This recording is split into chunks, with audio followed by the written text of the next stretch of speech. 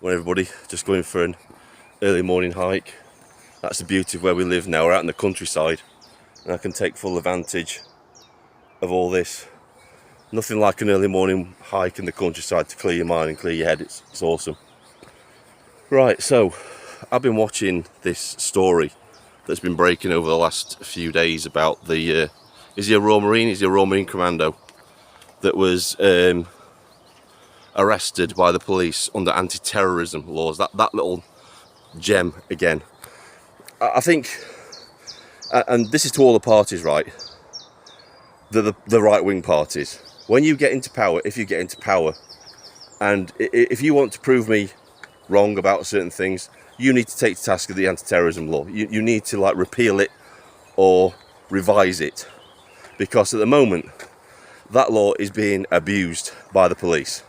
It's not only been abused by the police, it's been abused by the government to interrogate people who normally they wouldn't be able to interrogate, would they? I'm not clued up on the anti-terrorism laws, but apparently they can. You've got no right to silence. You have to answer their questions, and if you don't answer their questions, then they can charge you under the Terrorism Act. This is what happened to Tommy Robinson. They asked him to give over his PIN numbers to his phones, and he refused, and so that's what he's facing in October. He's facing another court battle for terrorism charges, which have nothing to do with terrorism. It's just because he refused to hand over PIN numbers to his phone because he's got journalistic evidence on those phones, which the police and the government are not entitled to.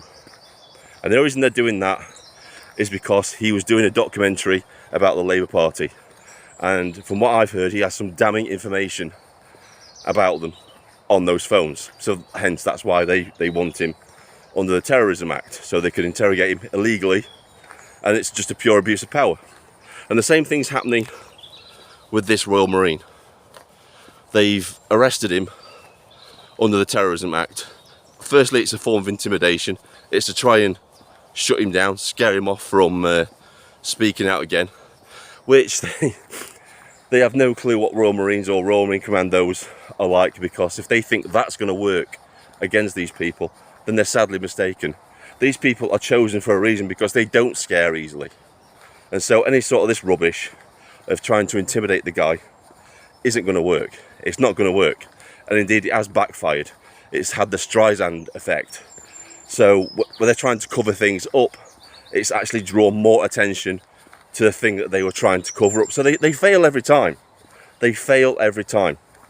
And the Royal Marine has every right to speak out against these diversity, equity and inclusion laws. Why? Because they're pointless. They're racist. They're discriminatory. Why are they discriminatory?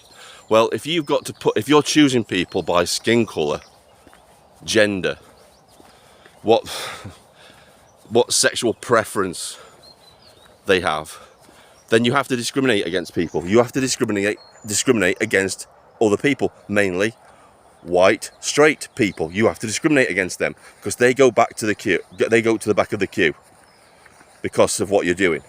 You're putting all these other people forward, and none of this is based on merit. You're not getting the job because it's merit. And if I was anybody, and I thought I'd been chosen because, yeah, you've just been chosen because of your skin colour. Yeah, you've just been chosen because of your sexual preference. You've just been chosen because of your gender. I would be ashamed, because you've not got that job on merit. You've not got it through your own ability.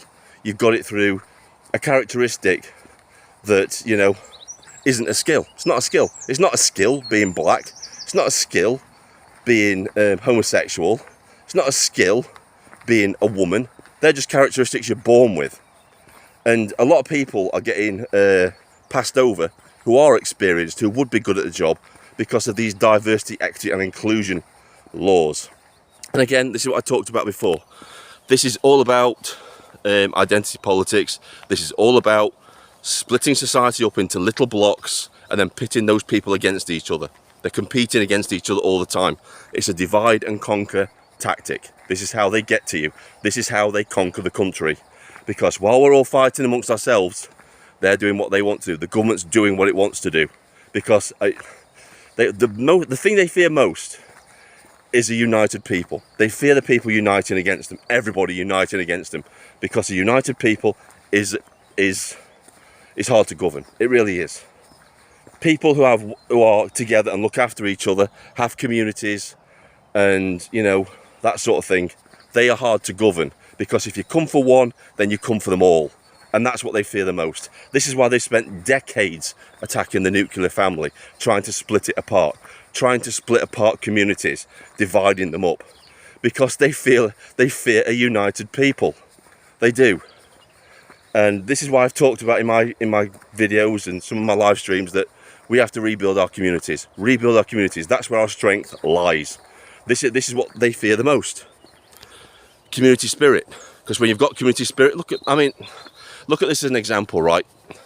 I disagree with everything about those little colonies of a certain demographic, but you've got to admire them for one thing. It's their community cohesion. You know, the police have to ask permission before they go into communities, before they can go and arrest somebody, and that sort of thing. And that's what we need again. Our strength was our community. Yeah, you come for one, you come for all of us. That's what gives us our strength, and that's what the government should be fearing. And it's that whole thing, isn't it, from George Orwell? People shouldn't fear the government. Government should fear the people, because at the end of the day, we're the ones that hold all the power, aren't we?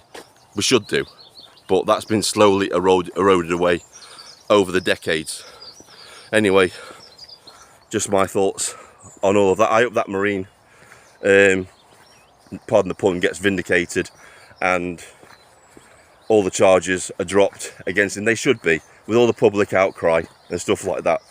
I think has there no further action been issued against him? Like I said, just an intimidation tactic, just a government embarrassed that it's been caught with its pants down and it's been questioned about these diversity, equity and inclusion laws, which are totally bogus, they're totally bullshit.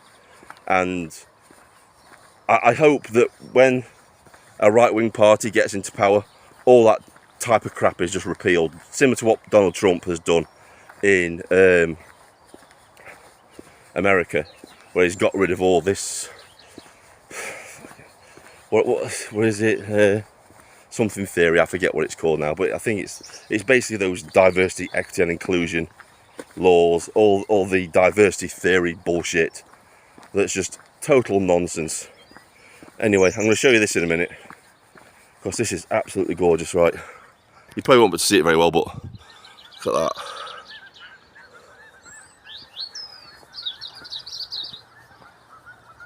This is what we're fighting for. It's this, isn't it? All of this. See if I can get the sunrise.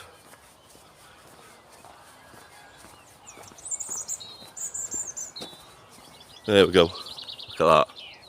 Amazing. Anyway, this is Vindicator. Sign off. See you in the next video.